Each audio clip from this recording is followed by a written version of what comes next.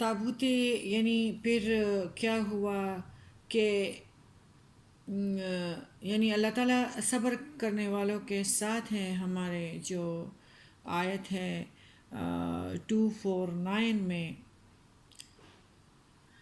یعنی جن لوگوں نے اپنی پیاس برداشت کی تھی ان کی تعداد صرف 313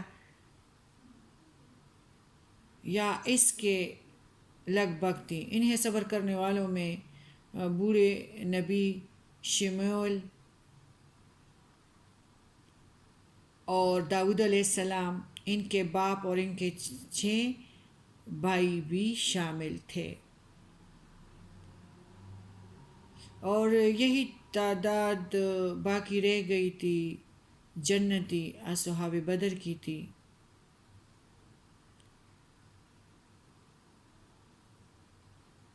اور ان کی تعداد 70,000 تھی، اور پھر ان میں سے خالص 313 رہ گئے. یعنی ہر 2,000 میں سے بنی اسرائیل میں سے صرف 9 آدمی سچے مومن مجاہد ثابت ہوئے. ان لوگوں کے حوصلے بلند تھے، صبر کرنے والے تھے، توکل کرنے والے تھے، اللہ تعالیٰ پہ بھروسے کرنے والے تھے. آپس میں کہنے لگے کہ اگر ہم تھوڑے سے باقی رہ گئے تو کوئی بات نہیں، فتح اور شکست اور زندگی اور موت سب اللہ کے ہاتھ میں ہے. کئی دفعہ ان صابر مومنوں نے کہا، کئی دفعہ ایسا ہوتا ہے کہ اللہ تھوڑی سی صبر کرنے والی جماعت کو بہت بڑے لشکر کے مقابلے میں فتح عطا کر دیتا ہے، کیونکہ اللہ کی مدد ان کے شامل حال ہوتی ہیں. پھر جو ہے اللہ کے نیک بندوں کی علامت یہ ہے کہ وہ اپنی ہمت اور سامان جنگ پر ہی بھروسہ نہیں کرتے، بلکہ اس کے ساتھ ساتھ عاجزی سے اللہ کو یاد کرتے ہیں.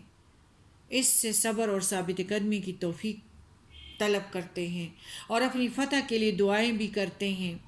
جالوت کے اس مختصر سے لشکر نے بھی اللہ سے گڑ گڑا کر ایسی دعائیں مانگی جس طرح جنگ بدر کے موقع پر ہمارے پیارے نبی رسول اللہ صلی اللہ علیہ وآلہ وسلم نے کی تھی. حضرت داؤد علیہ السلام اپنے بھائیوں میں سے سب سے چھوٹے تھے، بکریاں چرایا کرتے تھے، پرتیلا تھے، مضبوط اور چست بدن تھے، بہت اچھا نشانے باز تھے، جو وحشی جانور بکریوں کے ریوڑ پر حملہ آور ہوتے تو پتھروں کے ذریعے سے انہیں مار ڈالتے یا مار بھگاتے تھے. وہ اتنے جرأت مند اور طاقتور تھے کہ اگر کوئی درندہ ان کے ہاتھوں چڑھ جاتا تو اس کے نچلے جبڑے پر پاؤں رکھ کر اوپر کے جبڑے کو ایسے زور سے کھینچتے تھے کہ اسے چیر کر رکھ دیتے تھے.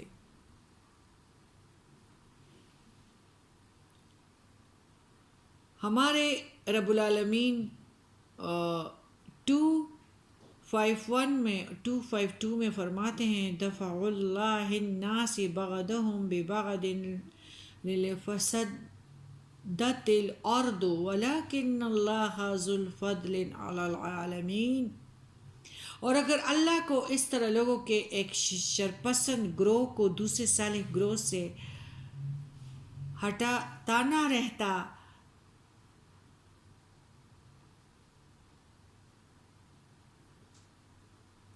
تو زمین میں فساد ہی مچا رہتا. اگر اللہ تعالیٰ ایسا نہ کرتا اور نہ ہٹاتا فسادیوں کو تو فساد ہی مچا رہتا. لیکن اللہ اقوام عالم پر بڑا فضل کرنے والا ہے.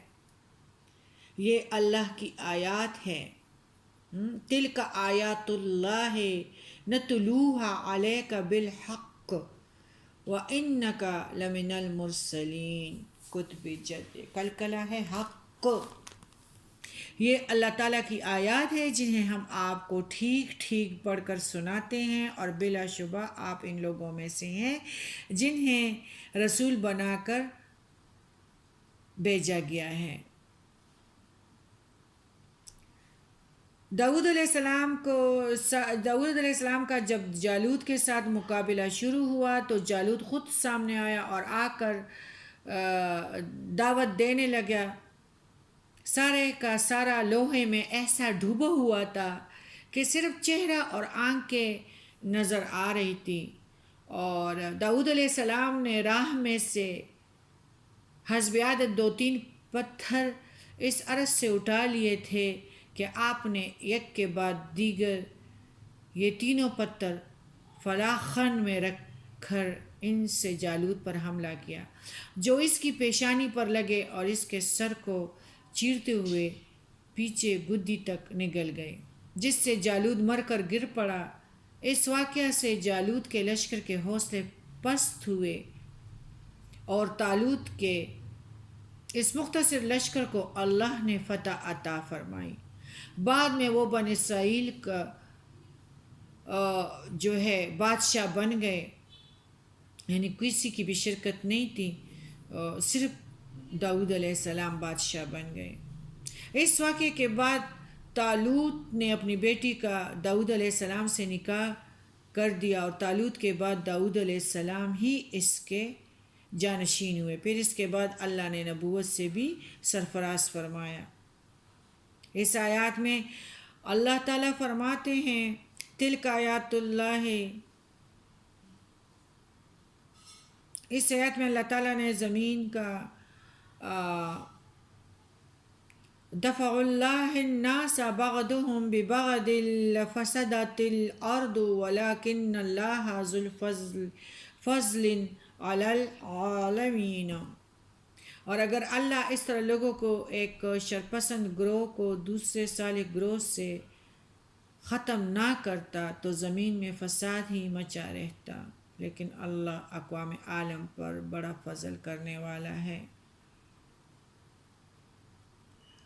اللہ تعالیٰ نے اپنا ضابطہ بیان فرمایا ہے، اور یہ وہ ہے کہ وہ کسی قوم کو ایک خاص حد تک زمین میں غلبہ اور طاقت حاصل کرنے کی قوت و توفیق عطا فرماتا ہے. پھر جب وہ قوم فساد فی الارض میں مبتلا ہو کر اس حد خاص سے آگے بڑھنے لگتی ہیں تو کسی دوسری قوم کے ذریعے سے اس کا زور توڑ دیتا ہے. اور اگر اللہ ایسا نہ کرتا اور ایک ہی قوم یا پارٹی کا اقتدار زمین میں ہمیشہ قائم رکھا جاتا تو اس کا ظلم و تشدد اتنا انتہا کو پہنچ جاتا اور اللہ کے ملک میں فساد عظیم برپا ہو جاتا. اس لحاظ سے اللہ کا یہ ضابط تمام اقوام پر اس کی بہت مہربانی ہے.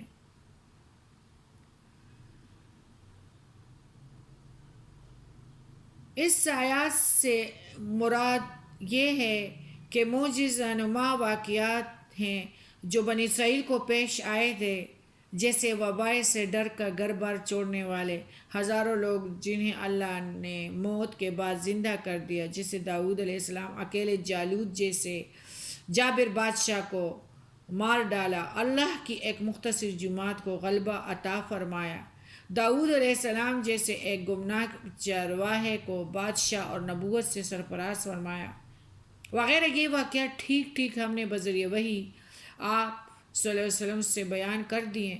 آپ صلی اللہ علیہ وسلم کا قرون ماضیہ کے ٹھیک ٹھیک حالات لوگوں کو بتانا یقیناً آپ صلی اللہ علیہ وسلم کی رسالت پر ایک بڑی دلیل ہے، کیونکہ وحی الہی کے علاوہ آپ کے پاس ایسا کوئی ذریعہ نہیں جس کے بنا پر آپ صلی اللہ علیہ وآلہ وسلم گزشتہ صحیح حالات بتا سکیں اور دوسروں کو بیان کر سکیں.